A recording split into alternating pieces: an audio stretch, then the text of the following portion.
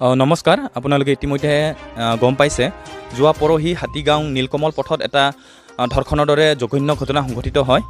জানিব পৰা মতে এম মানস্ক্ৰীম টেকনলজি এটা ব্যক্তিগত প্ৰতিষ্ঠানত আমাৰ কাৰ্বি মহিলা এগৰাকী কৰ্মসূত্ৰে কাম কৰি আছিলে। তেখেত কাম কৰাৰ দুদিনৰ পিছতে এটা ধৰ্ষণৰ দৰে জঘন্য ঘটনা সংঘটিত হ'বলৈ পালে।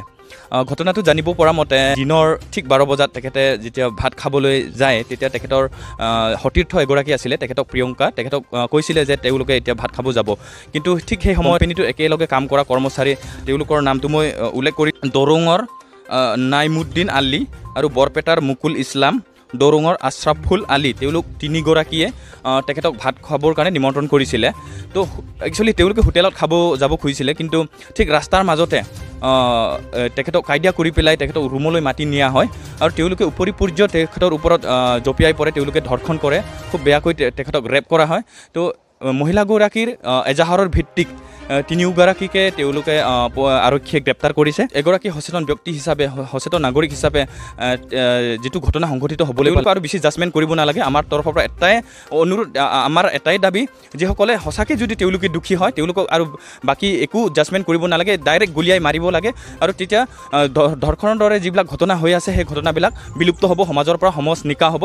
গতিকে আমি এটাই দাবী, বিভিন্ন দল সংগঠনে এইটোৰ সন্দৰ্ভত যিমানখিনি দ্ৰুতগতিত মাত মাতিব লাগে।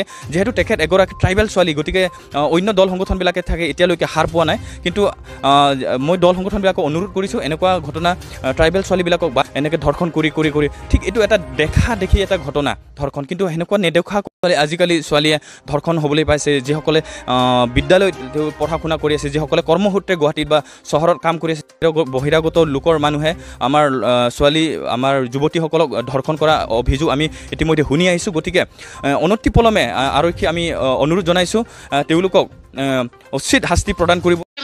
ये काम करने के लिए आया था, 4 दिन हुआ। 1 दिन को ज्वाइन किया था मैंने। तो ये मनस्ट्रीम कुबेरन पथ हाउस नंबर 2 उसमें ज्वाइन किया था। और उन लोगों ने 2-3 दिन बहुत अच्छा था, क्योंकि मैंने बोला कि मैं तो इतना अनपढ़ पढ़ा लिखा नहीं हूँ, मैं थोड़ा मेरा क्लास 10 का ही है, इतना मतलब क्वालिफिकेशन है नहीं। तो उन्होंने फिर भी हमको काम में रखा। मैं कुछ भी कर लूँगी, पर मुझे इज्जत का ज़िंदगी जीना चाहती हूँ। हाँ, पर मुझे इज्जत का ज़िंदगी जीना है, क्योंकि मेरा एक बेटी है, मेरा हस्बैंड है। मैं बेटी के लिए कुछ आगे करना चाहती हूँ, ताकि आप लोग के साथ रहे कि मुझे काम सीखना है और भी, क्योंकि मुझे कंप्यूटर सब कुछ भी नहीं आता।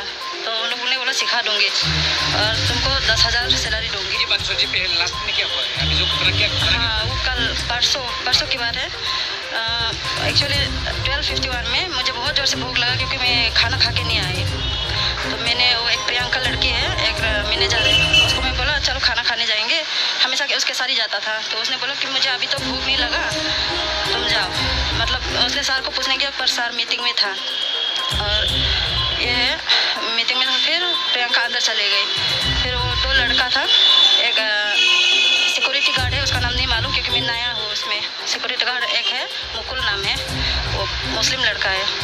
तो उसने बोला चलो हम लोग साथ में खाना खाने जाएंगे। तो उसने ये किया, मैं बोला बिना सर को पूछ के मैं नहीं जाऊँगी, बिना परमिशन में। और उन लोगों ने बोला कि नहीं, हम लोग साथ में ये सब काम करते हैं, तो पूछने का ज़रूरत नहीं है सर को। तो ये करके फिर कोई बात नहीं, चलो फिर मैं चला गया उन लोग के साथ। और ये सिक्योरिटी गार्ड है, अपना स्कूटी लेके चला गया। और ये मुकुल और मैं चल के गया आधा रास्ता तक। मैं बोला इधर ही है होटल, तो यही है, हम लोग डेली खाना खाते हैं। वो बोला कि रूम में चलते हैं पहले, उसके बाद आके खाना खाएंगे। तुम भी तो इधर ही रूम शिफ्ट होगा, इतना दूर से तुम आना जाना होता है। लास्ट में क्या हुआ? कितना मिला आपका? रेप हुआ क्या? हाँ, रेप हुआ है मेरे साथ। 3 लोग ने, 4 मतलब वो इन्वॉल्व है, जानते हुए भी उसने कुछ एक्शन नहीं लिया, इसलिए उसका नाम भी मैंने डाल दिया। 4 लोग का है, 4 है, पूरा स्टाफ है। ऑफिस पे नहीं, ऑफिस पे थोड़ा सा दूर है, वो जगह का मुझे नहीं मालूम, मैं नया हूँ इधर, तो इसलिए। हाँ, खाना खाने के लिए गया। पहले वो लोग बोला कि हम लोग का रूम में देख के आओ, बाद में हम लोग को कुछ होगा तो आना जाना रहता है। हाँ, 3 लड़का ने रेप किया है, वो भी 5 बार। और एक वो तो खाली इन्वॉल्व है, मतलब रेप ने इन्वॉल्व है। हाँ, उसने, हाँ, मैंने उसको ये अपना रीजन बताया, पर सब एक साथ स्टाफ है सब। एम मनस्ट्रीम टेक्नोलॉजी, ये कुबेरन पथ हाउस नंबर 2। नहीं उसका रूम मुझे थोड़ा सा दूर है। मैं वो हाँ शायद मैं उसका जगह में नाम मालूम नहीं है क्योंकि नया दिन में 12:51 में उधर से निकला खाना खाने के लिए। हाँ सब साथ में सब स्टाफ है ये बिलीव माना किया मैंने, पर उन्होंने दरवाजा बंद कर दिया। मेरा फ़ोन बाहर में था। सर भी आया, जो CEO है वो भी आया, एक आइनल बोल के वो मैनेजर वो भी आया, देख के किया। उन्होंने ये कुछ नहीं बोला, उन्होंने बोला CEO का रफ़ीक अली, उसी ने मुझे जॉब पे लगाया है। केस कर दिया मैं सबको।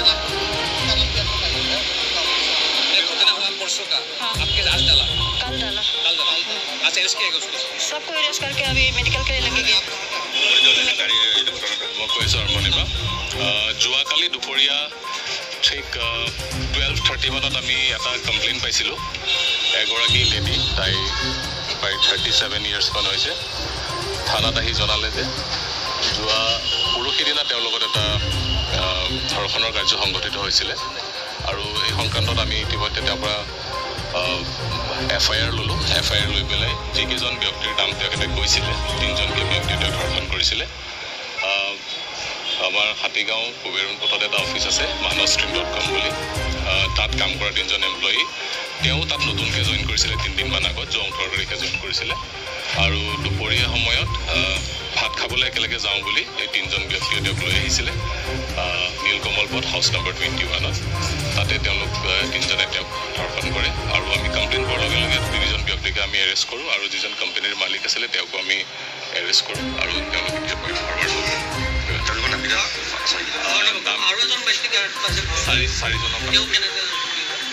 তেখেত কোম্পানীটোৰ মালিক হয়, আৰু তেখেতকো জনাইছিলে ভিক্টিমগৰাকীৰ লগে লগে।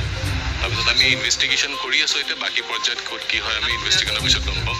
নামকেইটা আপোনাৰ হৈছে, এজন হৈছে আশৰাফুল আমিন, মুকুল ইছলাম আৰু নয়মুদ্দিন আলী, আৰু কোম্পানীৰ যিজন মালিক হৈছে ৰফিক আলী, তেওঁকো আমি এৰেষ্ট কৰিছোঁ। গতিকে